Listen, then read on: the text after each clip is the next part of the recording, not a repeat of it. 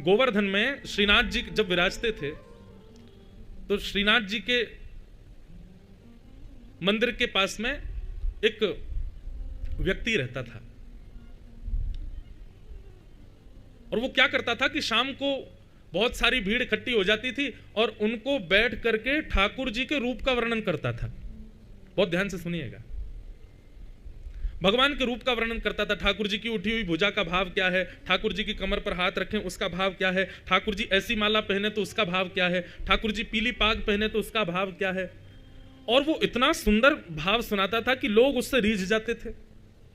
लेकिन वास्तविकता ये थी कि वो स्वयं कभी दर्शन करने नहीं जाता था, वो केवल दुनिया से सुन करके, किसी प्रवक्ता से सुन करके सबको बताता था। बहुत ध्यान से सुनिएगा सब लोग, भगवद रस जब तक आप स्वयं नहीं चाखो तब तक आपको बोलने का अधिकार नहीं है, और आप बोलेंगे भी तो आपके उस रस से किसी को सुख मिलेगा नहीं। इसलिए केवल सुनी सुनाई बातें कभी भी नहीं कहनी चाहिए। ये आप लोगों के लिए भी, वक्ताओं के लिए भी है।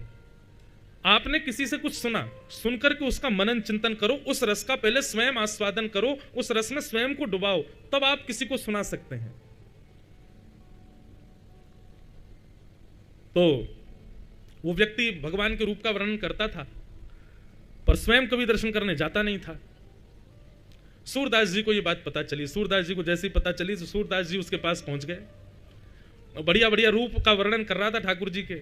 सूरदास जी जाकर के बोले, भैया तुम रूप का वर्णन तो बहुत सुंदर कर रहे हो, लेकिन हमें पता है कि तुमने स्वयं दर्शन करके इस रूप का वर्णन नहीं किया है, तुम किसी अन्य रसिकों से सुनकर के ये भाव बता रहे हो।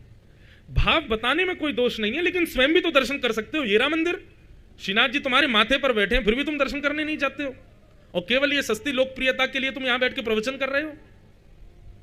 ठीक है, रसिकों की बात सुन के सबको बताओ, लेकिन स्वयं भी तो दर्शन करो।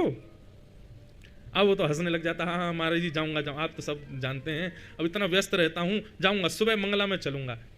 सूरदास जी बोले, तुमको हम ही लेके चलेंगे, चलो हमारे साथ।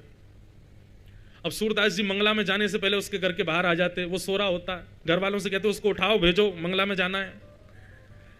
वो भी इतना चतुर था, जैसे ही घंटे घड़ियाल बजते तब तक सोता ही रहता। बोले घंटे घड़ियाल की आवाज सुन के सूरदास जी को तो जाना ही पड़ेगा, वो नहीं जाता था साथ में। इस प्रकार से उसने ठाकुर जी के दर्शन से बचने का ही प्रयास किया, गया ही नहीं।